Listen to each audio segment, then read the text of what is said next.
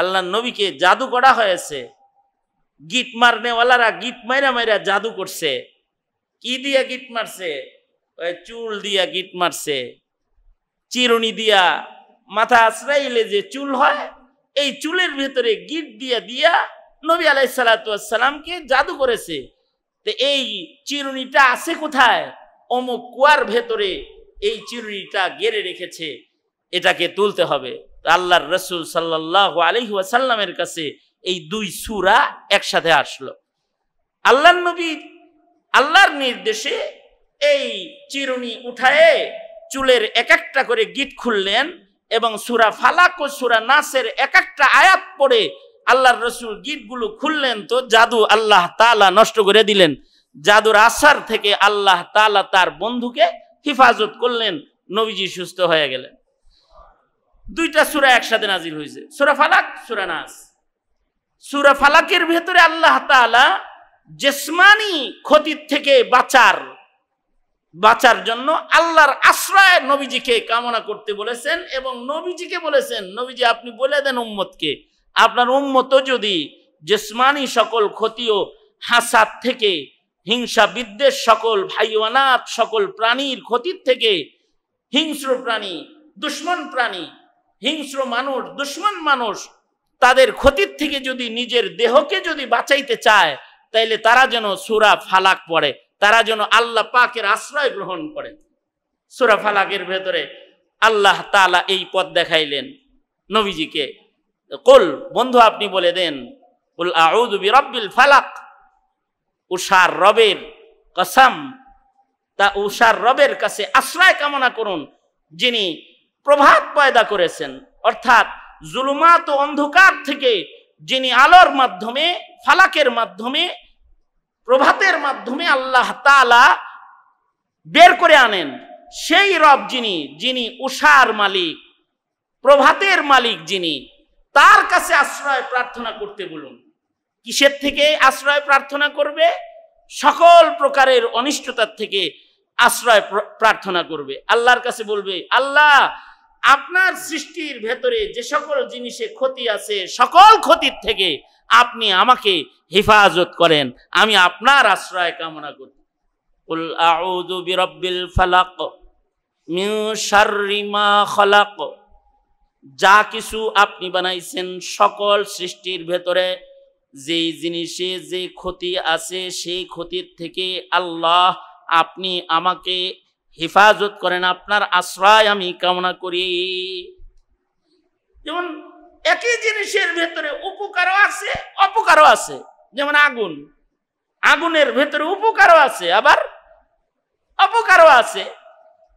একই জিনিসের ভেতরে অপকার বেশি উপকার কম। যেমন সাপের বিষ, অপকার বেশি কিন্তু এর ভেতরে আবার উপকারও আছে, এটার দ্বারা আবার ঔষধ বানানো হয়। ইঁদুর অপকার করে, আবার ইঁদুরের লেজ থেকে ঔষধ আবিষ্কারও হয়। একই জিনিস, এটার ভেতরে উপকারও আছে অপকারও আছে। আল্লাহর সৃষ্টির সব কিছুর ভেতরে উপকারও আছে অপকারও আছে। মুমিনের জন্য আল্লাহ তাআলার কাছে অপকার থেকে পানাহ চাওয়া এটা আল্লাহর পছন্দ। যে সকল বস্তুর ভেতরে অপকার আছে, যেমন ভাতের ভিতরে তো উপকার আছে, পেট ভরবে, ভিটামিন হবে, কিন্তু যদি ডায়াবেটিস হয়ে যায় তাহলে এর ভিতরে কি আছে? অপকারও আছে। তখন আবার পানাহ চাইতে হইব, আল্লাহ এই ভাতের ভিতরে যে ক্ষতি আছে এটার থেকেও আপনি আমাকে হেফাজত করেন। চিনির ভেতরে স্বাদ আছে, মিষ্টতা আছে, খাবারের আয়োজন মজাদার করার উপকরণ আছে, আবার চিনির ভেতরে সুগারও আছে। সুগার ডায়াবেটিস রোগীর অপকার করবে না? তো এখন এর থেকে পানাহ চাইবে কার কাছে? আল্লাহর কাছে। আল্লাহর সৃষ্টির যত ক্ষতি আছে সকল ক্ষতির থেকে কার আশ্রয় কামনা করবে? জোরে বলেন। কারণ ক্ষতির থেকে বাঁচানেওয়ালা কে? সকল প্রকারের ক্ষতির থেকে বাঁচানেওয়ালা কে? এবং ওই ক্ষতির থেকেও আল্লাহর কাছে আশ্রয় প্রার্থনা করবে। আল্লাহর কাছে আল্লাহ তাআলা শিখাইতেছেন যারা গিট মাইরা মাইরা জাদু করে তাদের অনিষ্টতার থেকেও আল্লাহর কাছে পানাহ চাইবে, অন্ধকার রাতের অনিষ্টতার থেকে আল্লাহর কাছে পানাহ চাইবে। রাত যখন গভীর অন্ধকার হয়ে যায় তখন অন্ধকার পথে চলা মানুষের জন্য কঠিন। অন্ধকারের ভেতরে চললে মানুষ গর্তে পড়ে যায়, অন্ধকারের ভেতরে চললে নাপাকের ভেতরে পা লেগে যায়, অন্ধকারের ভেতরে চললে পড়ে অন্ধকারের ভেতরে দুর্ঘটনা ঘটে যায়, অন্ধকারের ভেতরে মানুষ অনিষ্টতায় পড়ে যাওয়ার আশঙ্কা বেশি হয়। রাত যখন অন্ধকার ছেয়ে যায় এর অনিষ্টতার থেকেও আল্লাহর কাছে আল্লাহ পানাহ চাইতে বললেন। আল্লাহ তাআলা ওই সকল মানুষগুলো যারা কুফরি করে, ফু দিয়ে দিয়ে, গিট মেরে মেরে, জাদু করে করে মানুষের ক্ষতি যারা করে, তাদের থেকেও আল্লাহ তাআলা আল্লাহর আশ্রয় কামনা করতে বলেছেন। আল্লাহ পাকের একটা সিফাত বলে আল্লাহ তাআলা 3 কিসমের ক্ষতির থেকে আল্লাহ তাআলা বান্দাকে পানাহ চাওয়া শিখাইছেন এই সূরার মাধ্যমে। সিফাত কিন্তু একটা, রব্বিল ফালাক, ফালাকের রব যিনি, উষার রব যিনি, তার কাছে আশ্রয় প্রার্থনা করবে 3 ধরনের ক্ষতির থেকে। দেখেন এখানে মুফাসসিরিন হযরতরা বলেন, জাস্টিস তাকি উসমানী ওনার তাফসীরে লিখেছেন, একটা সিফাত বলে জিসমানি 3 ধরনের ক্ষতির থেকে পানাহ চাওয়ার তালিম আল্লাহ তাআলা সূরা ফালাকে দান করেছেন। আর মুআওয়াযাতাইনের 2 নাম্বার শেষ সূরা যেটা, এই সূরার ভেতরে আল্লাহর গুণ বর্ণনা করেছে 3টা, কিন্তু ক্ষতির থেকে বাঁচার জন্য দোয়া পদ্ধতি শিখাইছে মাত্র একটা। সূরা ফালাকের ভেতরে জিসমানি কষ্টের থেকে বাঁচার আয়োজন, আর সূরা নাসের ভেতরে রূহানি কষ্টের থেকে বাঁচার আয়োজন, কলবের অপরিচ্ছন্নতা বিমারির থেকে বাঁচার আয়োজন। যে শয়তান, যে মানুষ অথবা যে ইবলিস শয়তান অথবা যে মানুষ শয়তান তোমার দিল খারাপ করতে পারে, তার থেকে আল্লাহর কাছে পানাহ চাও, আল্লাহর আশ্রয় কামনা করো। শেষ সূরার ভেতরে আল্লাহ তাআলা বান্দার কলব বাঁচানি শিখাইছেন। কারণ জেসেম বাইচা গেলে লাভ না, কলব বাইচা গেলে বান্দার লাভ। কারণ আল্লাহ তাআলা তো বান্দার জেসেম দেখবেন না, জিসমানি সুস্থতা দেখবেন না, আল্লাহ দেখবেন হলো বান্দার কলবের সুস্থতা। এ কারণেই কদ আফলাহা মান তাযাক্কা কদ আফলাহা মান যাক্কাহা, কলবটাকে যারা পরিশুদ্ধ করে নিল তারাই সফল হয়ে গেল। একেবারে আল্লাহর কালামের শেষ ভাগে আল্লাহ তাআলা বান্দাকে কলবি বিমারি থেকে বাঁচার পথ দেখাইছেন। আল্লাহু আকবার কবিরা। কলবের বিমারি, কারণ কলব নষ্ট হয়ে গেলে আখিরাত নষ্ট, জিসম নষ্ট হয়ে গেলে দুনিয়া নষ্ট, কিন্তু যদি কলব নষ্ট হয়, রূহ নষ্ট হয়, তাহলে তার আখিরাত নষ্ট। দুনিয়ার কষ্ট এটা অস্থায়ী। কারোর যদি অসুস্থতার কারণে যদি তার দেহ নষ্ট হয়ে যায়, দৈহিক কষ্টটা মৃত্যুর মাধ্যমে শেষ হয়ে যায়। কিন্তু যদি দুনিয়ার মাটিতে কারো রূহ নষ্ট হয়ে যায়, কলব নষ্ট হয়ে যায়, তাহলে তার স্থায়ী শান্তি, জান্নাতের শান্তি নষ্ট হয়ে যায়। যার কলব নষ্ট হয়ে গেল তার জান্নাত নষ্ট হয়ে গেল, আর যার কলব ঠিক হয়ে গেল তার আখিরাত ঠিক হয়ে গেল। তাহলে দুনিয়ার জিসমানি হালাত ঠিক করার চাইতেও আহমিয়াত হলো কলব ঠিক করার আহমিয়াত বেশি। কারণ হলো কলবের পরিচ্ছন্নতা তার স্থায়ী সুখ আনবে, আর কলবের অপরিচ্ছন্নতা তার স্থায়ী দুঃখ আনবে। এ কারণে 3 গুণ বইলা তারপরে বান্দাকে বলতেছে, আল্লাযী ইউওয়াসবিসু ফি সুদুরিন নাস মিনাল জিন্নাতি ওয়ান নাস। গুণ বলতেছে 3টা, আর রোগ মুক্তির আয়োজন হলো মাত্র একটা, কলবি রোগ মুক্তির আয়োজন এই সূরার ভেতরে। আর ওখানে হইল গুণ হইল রব্বিল ফালাক, একটা ফালাকের রবের কাছে আশ্রয় কামনা করো। ফালাকের রব যিনি আল্লাহ, তার কাছে আশ্রয় কামনা করো। গুণ হইল এখানে একটা, কিন্তু রোগ মুক্তি হলো, ক্ষতির থেকে বাঁচার আয়োজন হলো ত্রিমুখী ক্ষতির থেকে বাঁচার আয়োজন। একটা সিফাত বইলা ত্রিমুখী আক্রমণ থেকে দেহকে বাঁচানোর আয়োজন সূরা ফালাক, আর 3টা গুণ বইলা একটা ক্ষতির থেকে বাঁচানোর আয়োজন সূরা নাস। কুল আউযু বিরাব্বিন নাস, সকল মানুষের রবের বন্ধু আপনি বলুন আমি আশ্রয় চাই যিনি সকল মানুষের রব, তার কাছে আশ্রয় কামনা করি যিনি সব মানুষের পালনেওয়ালা। মালিকিন নাস, যিনি সকল মানুষের বাদশাহ, মালিক, যিনি সকল বাদশাদেরও বাদশাহ, সকল ক্ষমতা যার, তার আশ্রয় কামনা করি যিনি সকল মালিকের রব। কুল আউযু বিরাব্বিন নাস মালিকিন নাস, যিনি সব মানুষের বাদশাহ, মালিক। ইলাহিন নাস, সমগ্র মানব জাতির যিনি ইলাহ, যিনি রব, যার ইবাদত করা হয়, সেই রবের কাছে আমি আশ্রয় কামনা করি। কিসের থেকে? আল্লাযী ইউওয়াসউইসু ফি সুদুরিন নাস, মানুষের হৃদয়ে ওয়াসওয়াসা ডালবে যে দুশমনগুলা তাদের থেকে। তিন ধরনের গুণ বইলা আল্লাহ তাআলার কাছে কলব পরিচ্ছন্নতা করার আশ্রয় কামনা করার পথ আল্লাহ তাআলা সূরা নাসে দেখাইছেন। তার মানে হলো কলব ঠিক তো সব ঠিক। আলা ইন্না ফিল জাসাদি লামুদগা ইদা সালুহাত সালুহাল জাসাদু কুল্লু ওয়া ইদা ফাসাদাত ফাসাদাল জাসাদু কুল্লু আলা ওয়া হিয়াল কলব। আল্লাহর রাসূল বলেন মানব দেহের ভিতরে একটা গোশতের টুকরা আছে, যেই গোশতের টুকরাটা এইটা যদি ভালো হয় দেহের সব অঙ্গ ভালো হয়, আর যদি এই গোশতের টুকরাটা খারাপ হয় তাহলে কলবের আসার গোটা দেহের উপরে পড়ে।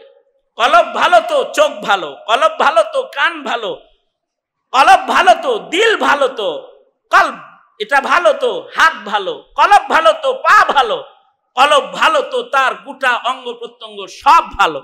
আর যদি কলব কারোর খারাপ হয় তাহলে সব খারাপ হয়ে যায়।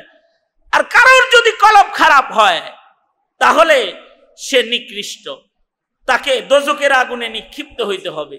কলবি নাপাক নিয়া আল্লাহর জান্নাতে প্রবেশ করা সম্ভব নয়। কলবি বিমারি সহকারে, অসুস্থতা সহকারে আল্লাহর জান্নাতে যাওয়া সম্ভব নয়।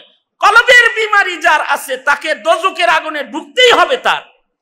এখন কলবের বিমারির কারণে যদি সামান্য সময়ের জন্য দোজখে ঢোকা লাগে, মনে রাখতে হবে সামান্য সময়ের দোজখের কষ্টটা সারা জিন্দেগির জিসমানি কষ্টের চাইতে অনেক বেশি ভয়ঙ্কর।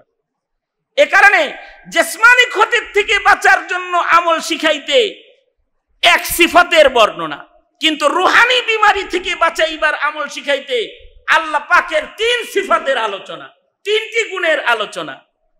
তিন গুণ আমাদের মুফাসসিরিন হযরতরা বলেন, তিন কথা বলে আল্লাহ তাআলা মানুষের হায়াতের তিন ধাপ বুঝাইছেন। মানে তিন ধাপেই আল্লাহর আশ্রয় কামনা করো। আউযু বিরাব্বিন নাস, বল আউযু বিরাব্বিন নাস। রব্বিন নাস বইলা শৈশবের দিকে ইশারা, যে রব প্রতিপালন করেন তোমাকে। শৈশবের যত বিমারি আছে কলবি, এগুলোর থেকেও আল্লাহর কাছে পানাহ চাও। আর মালিকিন নাস বইলা জওয়ানির দিকে ইশারা, যৌবনের যত বিমারি আছে তার থেকেও আল্লাহর কাছে পানাহ চাও।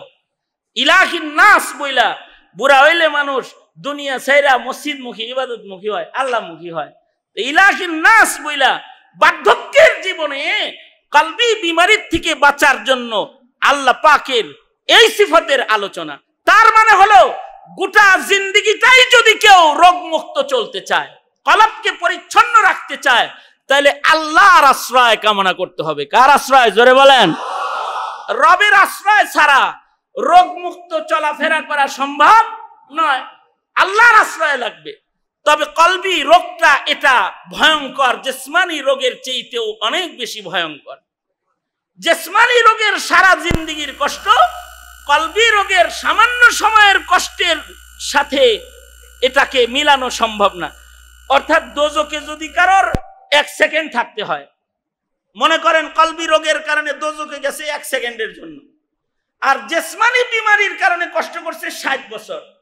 60 বছরের জিসমানি কষ্ট এক জায়গায় দিলে কলবি রোগের কারণে 1 মিনিটের দোজখের আগুন যেটা ভোগ করবে, এই 1 মিনিটের দোজখের আগুনের কষ্ট 60 বছরের জিসমানি কষ্টের চাইতে অনেক বেশি ভয়ঙ্কর। কারণ ইন্নাহা সাআত মুস্তাকাররা ওয়া মুকামা, দোজখ তো নিকৃষ্ট জায়গা, এখানে 1 মিনিট থাকাও কারোর জন্য সম্ভব না। আব্দুল আজিজ মুহাদ্দিসে দেহলভী রাহমাতুল্লাহ আলাইহির আমলে, শাহ আব্দুল আজিজ মুহাদ্দিসে দেহলভীর আমলে এক হাকিম মুহাম্মদ থানভী রাহমাতুল্লাহ আলাইহি বর্ণনা করছেন, এক লোক মারা গেছে। একটা ভিক্ষুক ছিল আর একটা দানবীর ছিল একই এলাকায়। ভিক্ষুকটা ভিক্ষা আনতে যাইতো, দানবীরে তার জন্য টাকা পয়সা রেখে দিত, কিন্তু কয়েকদিন হয় সে আর যায় না। এই ভিক্ষুক আসে না কেন? দানবীর লোকটার টেনশন যে 5 দিনের টাকা জমা করে রাখছি, 5 দিন আসে না কেন রে? বাড়ি দেখতে গেছে, বাড়িতে দেখতে যায় দেখে যে এই ভিক্ষুক অসুস্থ। এই দানবীর লোকটা যায় বলে, 5 দিন ধরে তোমার জন্য টাকা জমা করে রাখি, মিয়া আনতে যাও না, এই যে নাও তোমার টাকা ঘরে দিয়ে গেলাম, খায়ো। এই ভিক্ষুকে এই দানবীর লোকের হাত ধরছে, হাত ধরে কয়, ভাই আমি তো এমন এক অসহায় যে এই জমিনের উপরে আমার আপনজন বলতে একজনও নাই, আমার কোন মা বাপ আত্মীয় স্বজন ছেলে সন্তান এই পৃথিবীতে কেউ বাঁচা নাই, আমার কবরে আমার আপন হিসাবে নামার মতো কেউ নাই। 5 দিন ধরে ভিক্ষার টাকা জমা করে রেখে আমার ঘর পর্যন্ত আপনি পৌঁছায় দিয়েছেন, বোঝা যায় আপনি আমার আপন লোক। আপনার কাছে আমার একটা আরজি হলো, যদি আপনি শুনেন আপনার এই ভাইটা ইন্তেকাল করেছে, তা আপনার কাছে দাবি হলো আপনি আমার জানাজাটা পড়াইবেন। আপন লোকে জানাজা পড়াইলে জানাজায় দরদ হয়। আপনার কাছে আবেদন হলো আপনি আমায় গোসল দিবেন। আপন লোকে মাইয়েতরে গোসল দিলে ভালো করে গোসল দেয়। আপনার কাছে আবেদন হলো আপনি আমার লাশটাকে নিজ রাতে কবরে নামাইবেন। আপন লোক যদি লাশ কবরে নামায়, দরদ সহকারে নামায়। আপনি আমার আপন, এই জমিনে আপনি ছাড়া আমার আপন আর কেউ নাই, আপনি আমারে কবরে নামাইবেন। লোকটা ওয়াদা করেছে। বাড়ি যাইতে না যাইতে পরের দিন সকালবেলায় খবর শুনে ভিক্ষুক নাকি মারা গেছে। এই লোকটা ভিক্ষুকের দাফনে চলে এসেছে। থানভী রহমাতুল্লাহ আলাইহি বলেন, লাশটা নিয়ে যখন কবরে নামছে, তো এই দানবীর লোকটার পকেটের ভিতরে একটা জরুরি সরকারি কাগজ ছিল, এটা কবরের ভিতরে পড়ে গেছে তার অজান্তে। কবরের উপরে বাঁশ বিছানো হয়েছে। কবর থেকে যখন উঠেছে, মাটি দেওয়া শেষ, পকেটে দেখে কাগজটা নাই। সন্দেহ করলো, কাগজ কোথাও পাই না, পকেটেও নাই, কোথাও নাই, মনে হয় কাগজটা কবরের ভিতরেই পড়ছে। এলাকার আলেমদের কি বলল, এই এলাকার উলামায়ে কেরাম, আমার মনে হয় কবরের ভিতরে আমার একটা সরকারি কাগজ পড়ে গেছে, এইটাকে কি কবরের মাটি সরায় উঠানো জায়েজ আসেনি? আলেমরা বলল, 2-1টা বাঁশ সরায়া ছোট্ট করে লাইট মেরে তাকায় দেখো কাগজটা পড়ছে কিনা, যদি পড়ে তাহলে হাত দিয়ে উঠায় লো। কবরের মাটি খনন করেছে, বাঁশ 2টা সরাইছে, লাইট মেরে নজর করে দেখে কে যেন কাগজটাকে ঠিক লাশের উপরে, কাফনের উপরে যত্ন করে রেখে দিছে। খুশিতে হাত ঢুকায় দিছে কবর থেকে এই কাগজটা বের করার জন্য। হাতটা যখন বাইর করতেছে কাগজ সহ, কবরের বাঁশের সাথে হাতের উঙ্গুলির ছোঁয়া লেগে উঙ্গুলিটা ছিঁড়ে গেছে। কিন্তু আশ্চর্য বিষয় হলো, এই যে হাত ফাইরা গেছে বাঁশে ছোঁয়া লেগে, এই ঘায়ের যন্ত্রণা আর তার ভালো হয় না। পানির ভেতরে ঢুকায় রাখলে একটু ঠান্ডা থাকে, বের করলে আবার যন্ত্রণা শুরু হয়। মাসের পর মাস এই যন্ত্রণা আর যায় না। সবাই মিলা তাকে বলল, জমানার একজন বুজুর্গ, আহলে দিল, দিল পরিষ্কার আল্লাহওয়ালা বুজুর্গ হলেন মুহাদ্দিসে দেহলভী আব্দুল আজিজ রহমাতুল্লাহ আলাইহি। তুমি কষ্ট করে সফর করে একটু মুহাদ্দিসে দেহলভীর কাছে যাও। আমাদের মন বলে, মুহাদ্দিসে দেহলভী আল্লাহওয়ালা বুজুর্গ, তিনি যদি দোয়া করেন তাহলে কোরআনের বরকতে হয়তো আল্লাহ তোমার অসুখ ভালো করে দিবে। এই লোক এবার দৈহিক চিকিৎসা কোরআন দিয়ে নেওয়ার জন্য মুহাদ্দিস দেহলভীর কাছে চলে গেছে। ডাক্তারের চিকিৎসা অনেক নিচে হয় না, এ কারণে দেখবেন মেডিকেল ফেরত রোগীদের জন্য দোয়া করানোর জন্য মাদ্রাসায় আসে, কয় কি খতমি কোরআন করে দোয়া করে দিয়ে, অথবা বিশেষ আয়াত লা ইলাহা ইল্লা আনতা সুবহানাকা ইন্নী কুনতু মিনাজ জালিমিন, আয়াতে কারিমা সম্মানিত এই আয়াতের খতম করে একটু আমার রোগীর জন্য একটু দোয়া করে দিয়েন। হয় এরকম যে মেডিকেল ফেরত, কিন্তু খাতমে কোরআন, খাতমে বুখারী, খাতমে আয়াতের বরকতে বহু মানুষকে আল্লাহ তাআলা শিফায়ে কামিলা দান করে। আল্লাহু আকবার কাবীরা হয়ে যায়, কারণ ফিহি শিফা, এর ভেতরেও আল্লাহ তাআলা জাতির জন্য রোগ মুক্তির আয়োজনও রেখেছেন। তে মুহাদ্দিস দেহলভীর কাছে গেছে যে হাতের জ্বালা পোড়া ভালো হয় না।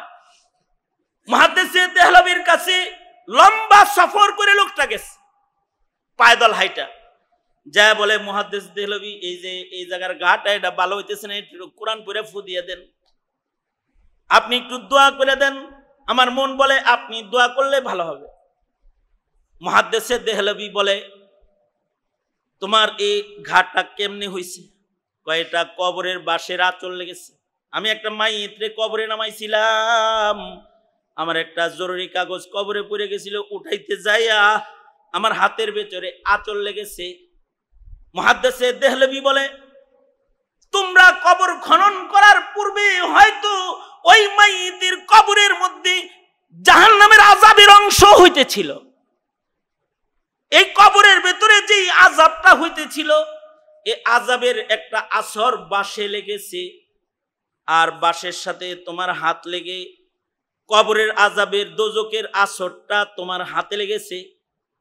এই যে জ্বলনটা তোমার আছে, এই জ্বলনটা দুনিয়ার অসুস্থতা নয়, এটা কবরের আযাবের আসর এখানে লেগেছে। সুতরাং তোমার এই হাতের জ্বলন তো সাধারণভাবে মরণের আগে আর ভালো হবে না। এই কথাটা যখন মুহাদ্দিস দেহলভী খালি বলছে, এই লোক তো চিৎকার করে কান্না শুরু করছে, হাউমাউ করে কাঁদতেছে, অনেক কান্না করতেছে। কেন কান্না করে? হায় রে, এতটুকুন বাঁশের আসরের জ্বলন যদি এইরকম হয় যা আমি এখন অনুভব করতেছি, তাইলে কাউকে যদি এক সেকেন্ড কবরে দোজখের আগুনের ভিতরে একটু ঘুরানো হয়, এইটার জ্বলনটা তাইলে কেমন হবে? অথবা যদি আমার অপবিত্র অন্তর ও অপবিত্র আমলনামার কারণে আমাকে যদি দোজখের আগুনে নিক্ষেপ করা হয়, তাহলে এইটার যন্ত্রণাটা কিরকম হবে? এই ভয়ে, দোজখের ভয়ে এই লোকটা চিৎকার করে কান্না শুরু করছে। এমন ভাবে কাঁদতেছে যে হযরত থানভী বলেন, কাঁদতে কাঁদতে যখন তার চোখ দিয়ে দরদর করে পানি ঝরতেছে, মুহাদ্দিস দেহলভীর পাশে বসে বসে হাউমাউ করে যখন কাঁদতেছে, তো আব্দুল আজিজ মুহাদ্দিস দেহলভী ওই লোকের চোখ থেকে গড়ায় পড়া পানিগুলোকে হাত দিয়ে মুইসা তার জ্বলনের ভেতরে লাগায় দিছে। একদিক দিয়ে চোখের পানি লাগাইছে, সাথে সাথে হাতের জ্বলন ভালো হইয়া যায়। মুহাদ্দিস দেহলভী বলে, এই আমার ছাত্ররা, তোমরা দেখলে হাতে জ্বলন নিয়ে এ লোকটা এখানে এসেছে, কিন্তু মুহূর্তের মধ্যে তার হাতের জ্বলন ভালো হয়েছে। তার হাতের জ্বলন এটা ভালো হওয়া, এইটা তোমরা কিন্তু আমি মুহাদ্দিস দেহলভীর কারামত মনে কইরো না, এটা আমার কারামত নয়, এটা খোদা ভীতু হৃদয়ওয়ালা কালবওয়ালা মুত্তাকি বান্দার চোখের পানির কারামত। সে যে দোজখের ভয়ে দিলের ভেতরে তাকওয়া লয়ে, পাক দিল লয়ে যে কাঁদছে, এ পাক দিল, তাকওয়া ভরা দিলের চোখের পানি যখন গড়ায়া পড়ছে, এই চোখের পানির পাওয়ার তো এত বেশি, এ চোখের পানি দোজখের আগুনকে নিভায়া ফেলার ক্ষমতা রাখে। কারণ হাদিসে আছে, মুত্তাকি বান্দার চোখের পানি যদি দোজকের আগুনের মধ্যে ছিটায় দেওয়া হয় তো দোজক নিভে যাবে। দোজকের দিকে ফিকে মারলে দোজক পেছনে চলে যাবে। চোখের পানির বড় পাওয়ার, এই পাওয়ারওয়ালা চোখের পানি কিন্তু ভালো দেহের মানুষের হৃদয়, ভালো দেহের মানুষের চোখ দিয়া বের হয় না। এই পাওয়ারওয়ালা চোখের পানি কিন্তু সুন্দর চামড়ার মানুষের চোখ দিয়া বের হয় না। এমন পাওয়ারওয়ালা চোখের পানি কিন্তু অনেক ধনের মালিক মানুষের চোখ দিয়া বের হয় না। এই পাওয়ারওয়ালা চোখের পানিটা তাদের চোখ দিয়া বের হয় যাদের কলবে সালিম, যাদের হৃদয়টা রোগমুক্ত হৃদয়, যাদের হৃদয়ের ভেতরে কোনো অসুখ নাই। তারা শয়তানের ওয়াসওয়াসা থেকে নিজের দিলকে বাঁচাইছে। যে শয়তান ধোঁকা দিয়ে ভাগ্য যায়, বারবার বারবার যে শয়তানটা ভেগে যায় ধোঁকা দিয়ে দিয়ে, শয়তান, এই শয়তানের ওয়াসওয়াসা থেকে দিলকে তারা বাঁচাইছে। আর তারা মানুষ শয়তানের ধোঁকা থেকেও নিজের কলবকে বাঁচায়া যারা নিজের হৃদয়টাকে স্বচ্ছ রেখেছে, তাকওয়া ভরা দিল বানাইছে, এমন মুত্তাকি বান্দার চোখের পানি হাতের জ্বলন নয়, এমন মুত্তাকি বান্দার চোখের পানি দোজকের আগুনও নিভায়া ফেলায়।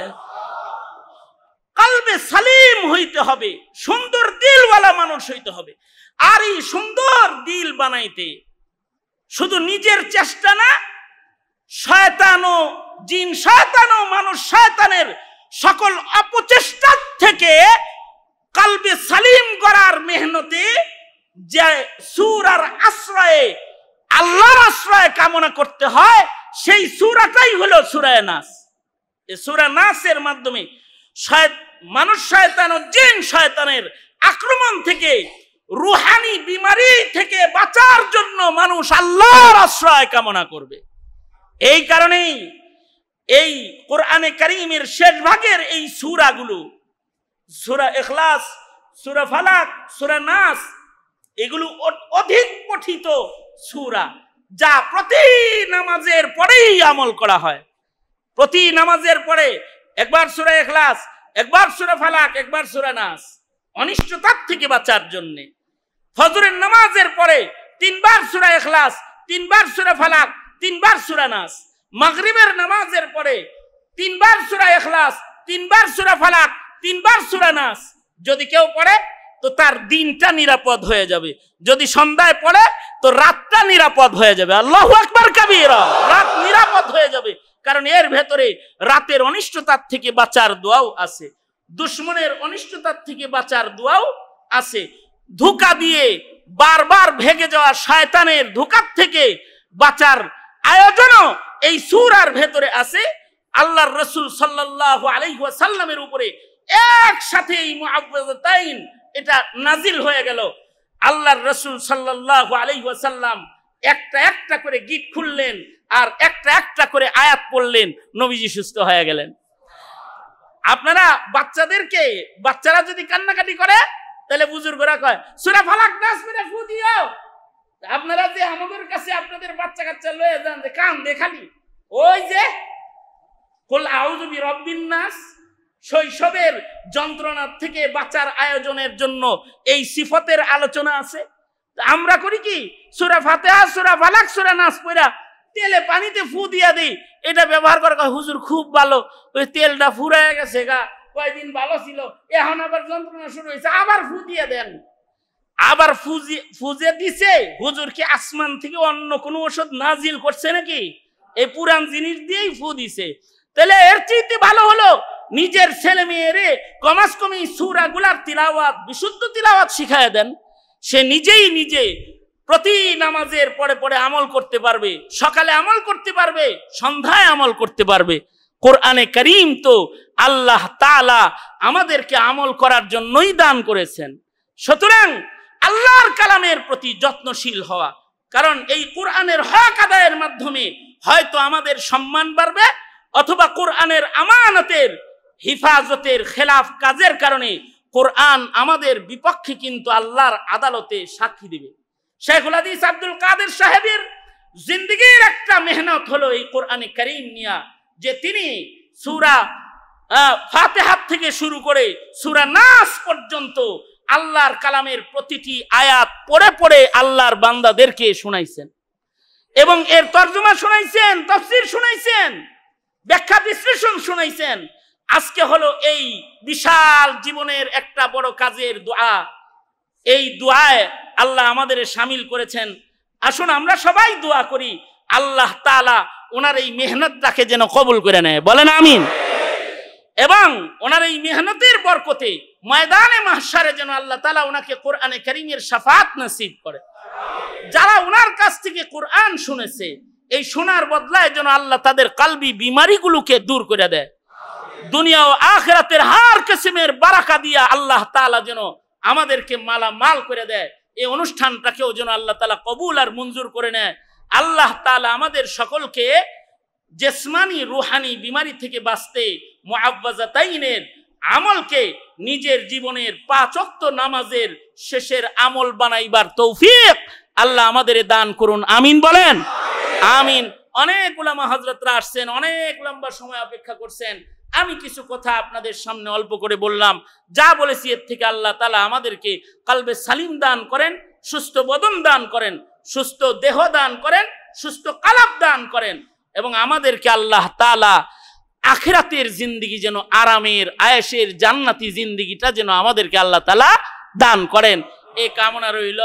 হজ্জে বাইতুল্লাহর মৌসুম চলছে, আমিও হজ্জে বাইতুল্লাহর ইরাদা। আগামী পরশুদিনই আমার ফ্লাইট।